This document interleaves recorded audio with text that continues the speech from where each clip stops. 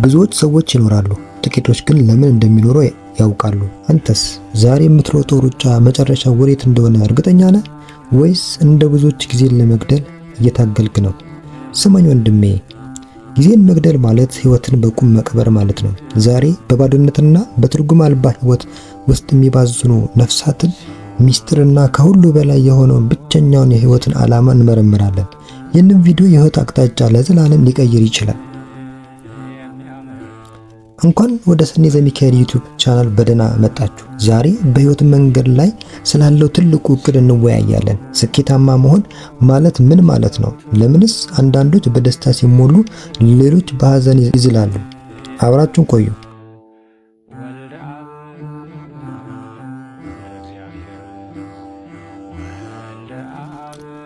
ወንድሜ በህይወት መንገድ ላይ እየተራመድክ ነው። እስኪ ቆም ብለህ አስብ። ይህ መንገድ ወዴት እየወሰደ ነው? በህይወት መድረክ ላይ ሁለት አይነት ሰዎች እናያለን። አንዳንዶች እርምጃቸው ሁሉ በልብ ሙሉነትና በብርሃን የተሞላ ነው። ሌሎች ደግሞ በጭጋግ ውስጥ እንደሚባዝኑ መንገደኞች ናቸው። ለመሆኑ ለብዙዎች ስኬታማነት ምክንያት የሚሆኑ ምንድን ነው? የስኬታማነት ሚስጥር ዕጣ ፈንታ ወይም ደግሞ አጋጣሚ አይደለም። በህይወታቸው ውስጥ ስኬታማ የሆኑ ሰዎች ከፊት ለፊታቸው ያለውን ብርቱ ዓላማ ለማሳካት የሚጠቀሙበት እምቅ ኃይል አላቸው።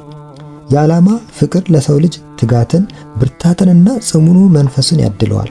ዓላማ ያለው ሰው ኃይሉ እንዳሸዋ አይበተንበትም፣ ይልቁንም እንደ ሌዘር ጨረር በአንድ ግብ ላይ ያነጣጥራል።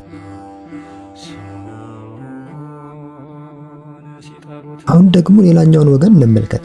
ኮምፓስ ወይም መዳረሻ የሌላትን መርከብ በውቅያኖስ ላይ አስባት።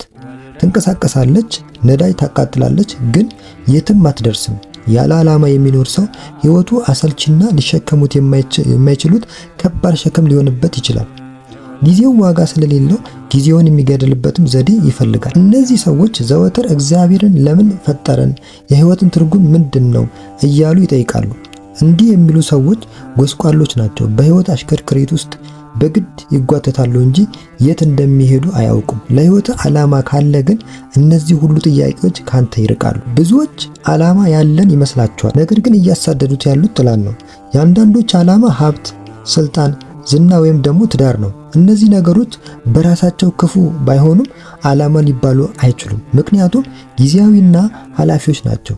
ጌታችን ለማርታ እንዲህ አላት፣ ማርታ ማርታ በብዙ ትጨነቂያለሽ፣ ትታወቂያለሽ፣ የሚያስፈልገው ግን ጥቂት ወይም አንድ ነገር ነው ብሎ ሉቃስ 10 ምዕራፍ 41 ላይ ይናገራል። ዓላማ በጊዜ የተገደበ ከሆነ ጊዜ ሲያልፍ ዓላማህም አብሮ ይሞታል። የመንፈሳዊ ሰው ብቸኛ ዓላማ እግዚአብሔር ብቻ ነው።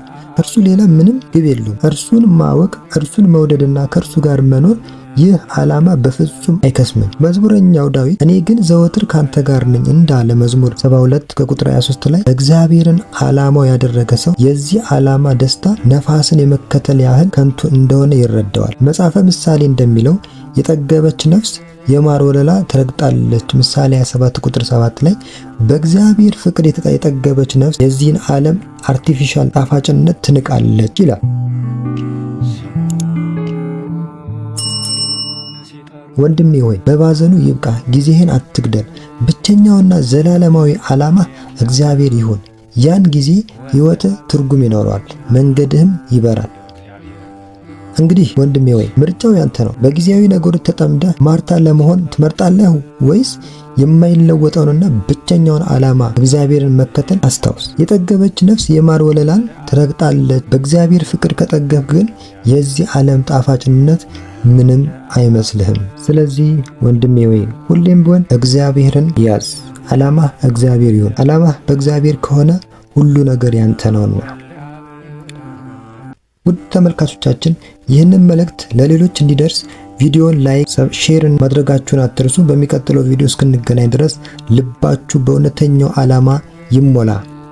ቸር ቆዩልኝ።